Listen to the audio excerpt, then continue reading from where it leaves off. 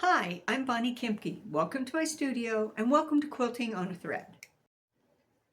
So this video is going to be the beginning of a journey that I'm going to take with y'all, and it has to do with my rendition of the quilt by Wendy Williams, Color My World.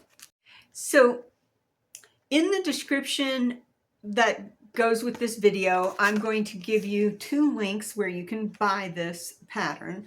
And I'm also going to give you links where you can buy the other tools and things that I will be using along the way. With this pattern comes a set of templates. This is a foundation paper piecing quilt pattern, and Miss Williams suggests that you do this with freezer paper piecing. And so rather than using newsprint as your paper, you want to use freezer paper. And you can get that freezer paper in two formats. You can get that freezer paper as packets of 8.5 by 11, which you can then just send your printouts, your template pages through the printer and print them out. Or you can do what I do, and I almost always use my package of Reynolds freezer paper.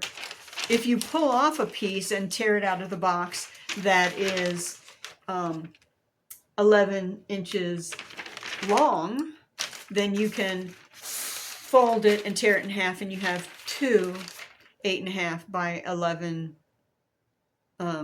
sheets.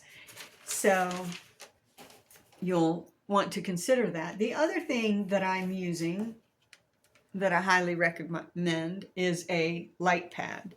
And the reason why I recommend a light pad is because you'll take one of your template pages, you'll put that down on the light pad and tape that in place. You'll take one of your pieces of freezer paper, shiny side down, because you want the matte side up to you to trace. You'll put that over your template page. And I suggest taping both of these down, but you'll put that over your template page. Turn on your light. When you turn on your light, then you can see the paper to trace. And since it's since it's taped down, it's not moving on you, and you can trace all those pieces. And quite frankly, there's a lot of them. Another tool that you're going to find useful, unless you have found the 1/4 inch iron-on black bias tape that is called for, or have chosen not to use it, you're going to want a fusible bias tape maker and the fusible tape. Together, these two with your strips of black material, you will make your own fusible bias tape. Then there's the fabric. Yes, there's the fabric. Now this is a 67 inch by 67 inch wall quilt. And you can see it's quite colorful. And if you look closely at the background, that's a little too busy. But I actually had that fabric or something similar to it in my stash. I'm not going to use this for the background. I'm going to use this for the backing of the quilt. I chose instead to get a nice cloudy blue. That's going to be my skyline, because in this pattern, the skyline is that very, very busy background. I'm going to use, like I said, this cloudy blue. And then there were all of the other colors. This pattern calls for 20 different colors and about 1/3 of a yard of each. Those colors should include medium and bright green, black, medium blue, aqua blue. Those are some general colors that you should choose. Well, for your roadway, you'll need a white and a charcoal. So I have a nice white and charcoal. For your trees, the instructions call for at least 3 greens. I mean, at least 2 greens, and I chose to have 3. So my trees will be a little more colorful. In the center of this, there's a very interesting Mariner's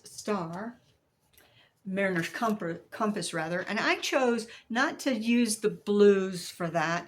I chose to use 3 different colors, actually 3 colorways and 6 colors. So I chose a batik purple with a solid purple, a batik red with a solid red, and a batik blue with a solid blue. So I'm going to have a 3-dimensional Mariner's compass with 3 different colors instead of the 2-dimensional with 2 colors. Then each of the skyscrapers or landmarks, the pattern calls out specific colors to use for the. And then for my general city properties, I have an assortment of colors, and I just picked all of these out. I kind of went with colors that would go together, but that were bright and vibrant.